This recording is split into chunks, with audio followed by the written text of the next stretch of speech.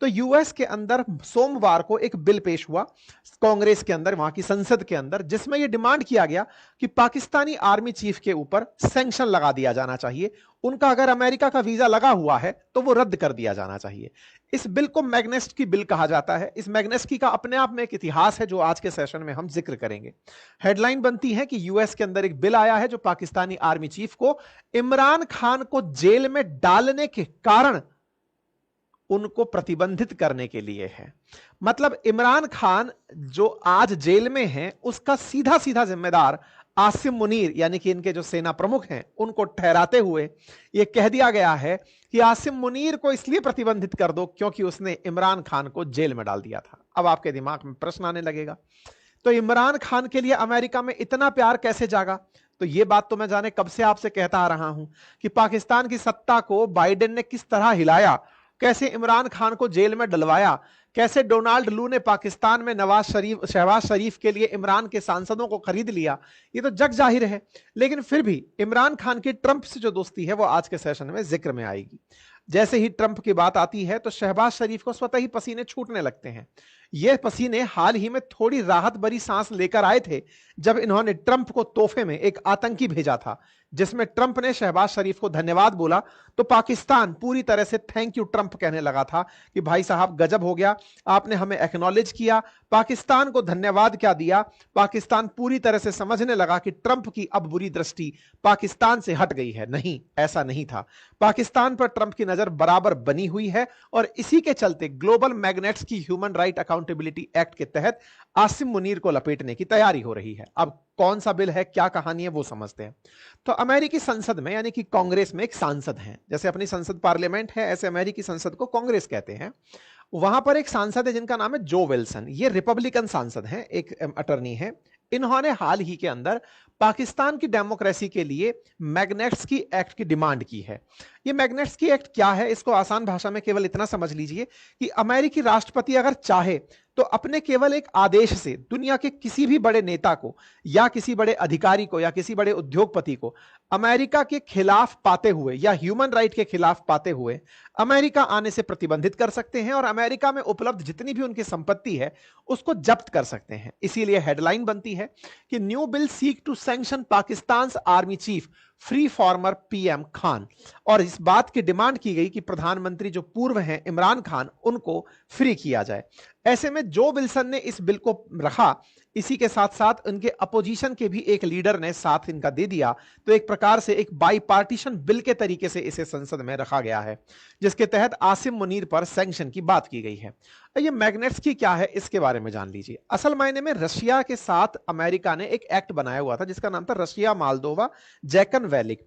अब हुआ यह कि उस बिल के तहत अमेरिका रशियंस के साथ अगर कुछ डील करना होता था तो करता था। एक बार रशिया के अंदर एक टैक्स लॉयर थे जिनका नाम था सरगई मैग्नेट्स्की। उनकी रशियंस ने जेल में हत्या कर दी, या फिर यह कहिए कि जेल में उन्हें मार दिया। हत्या शब्द तो डायरेक्ट ब्लेम हो गया, मार दिया, बिल्कुल वैसे ही जैसे पहले पुतिन के खिलाफ जो व्यक्ति खड़ा हुआ था उसको मारा गया। ऐसे ही यह व्यक्ति जेल में जब मारा गया तो इसकी याद में अमेरिका ने मैग्नेट्स्की की याद में, जो कि एक रशियन टैक्स लॉयर था, क्योंकि रशिया के खिलाफ कुछ बातें उजागर की थी जिसके चलते उसने प्राण से हाथ धोया, उस मैग्नेट्स्की को याद करते हुए बराक ओबामा ने एक बिल बना दिया और यह कहा कि जिस तरह से मैग्नेट्स्की को मारने वाले लोग थे उन्हें अब कभी अमेरिका में एंट्री नहीं मिलेगी।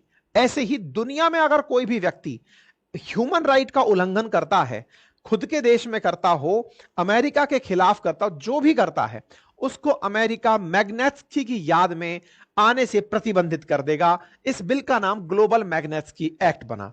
आज जो चर्चा है वो इसी बिल की है जिसमें राष्ट्रपति के पास एक विशेष अधिकार है जो किसी को भी अमेरिका आने से रोक सकता है। ठीक है साहब, इसके लिए इन्हें करना कुछ नहीं होता है। इनकी अपनी एजेंसीज जितनी भी हैं, चाहे वो ट्रेजरी डिपार्टमेंट हो या फॉरेन एसेट कंट्रोल हो, ये स्टेट डिपार्टमेंट हो, रिव्यू, ये सारे डिपार्टमेंट्स को बोला जाता है कि आप चेक कर लीजिए उस आदमी की कोई भी लगेजेस तो नहीं है, कोई ऐसी चीज तो मतलब इनके देश के साथ रिलेशन में नहीं है, उसे रोकना है। क्या इसका उपयोग आज तक हुआ है? बिल्कुल हुआ है।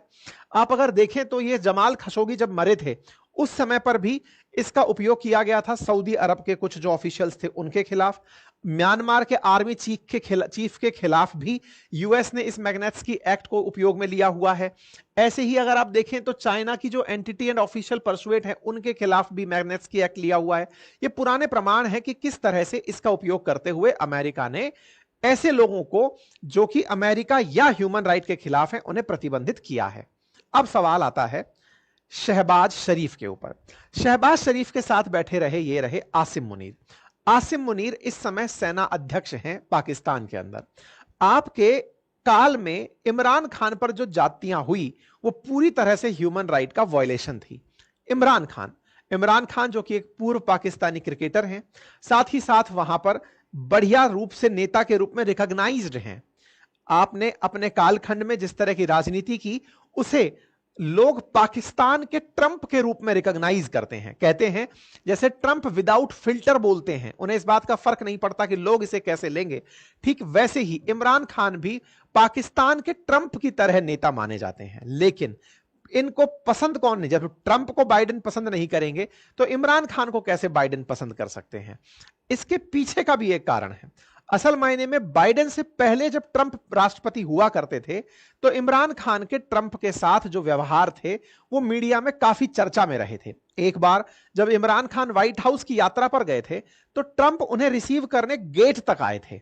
बाकायदा ना उन्हें रिसीव किया बल्कि उनके साथ बैठकर इसी व्हाइट हाउस के ओवल हाउस में अगर आप देख रहे हैं तो यहां पर इन्होंने बोला बाकायदा कि यह हमारे लिए ग्रेट ऑनर की बात है कि यह हमारे साथ एक ग्रेट एथलीट है और इस समय प्रधानमंत्री हैं जो हमारे यहां आए हैं।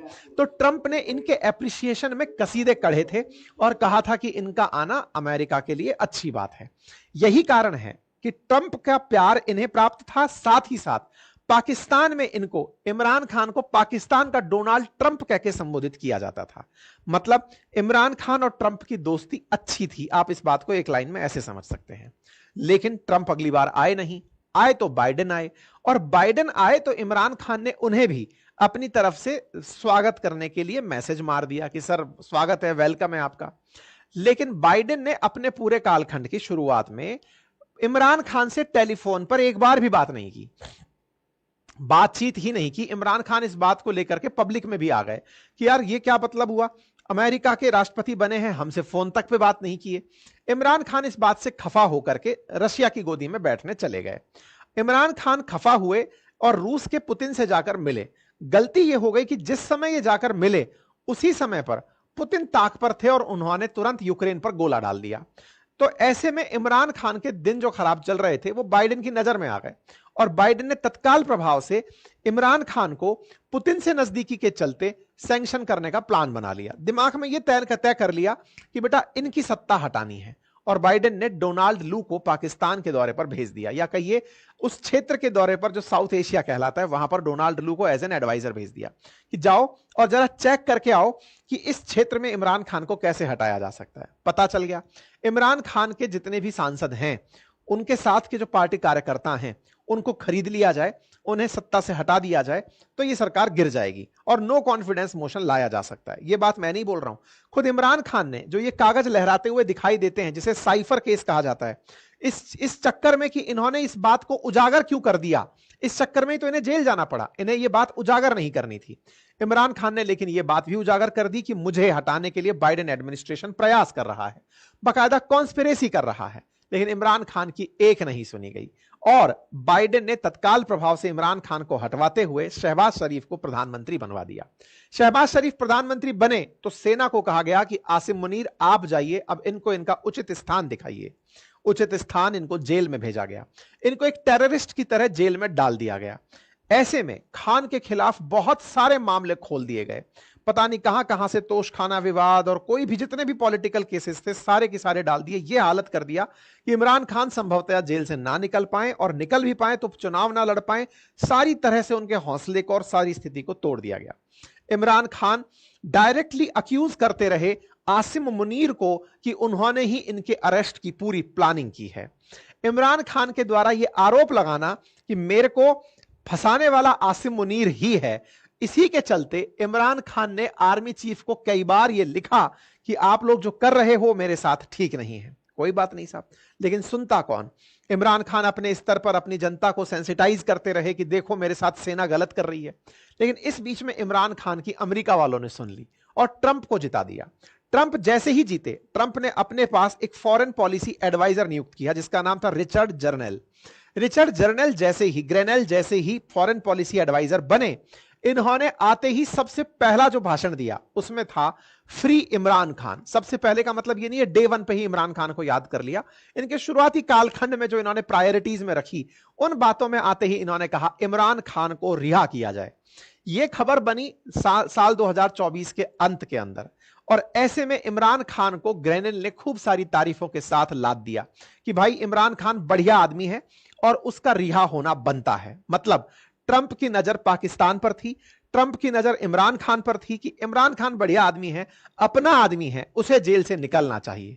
बस इसी को ध्यान में रखते हुए मैसेज बनता है कि क्लियरली ये पॉलिटिकल प्रिजनर, की उसे एक राजनीतिक कैदी बना करके पाकिस्तान की सेना ने जेल में रखा हुआ है, उसे रिहा करना होगा।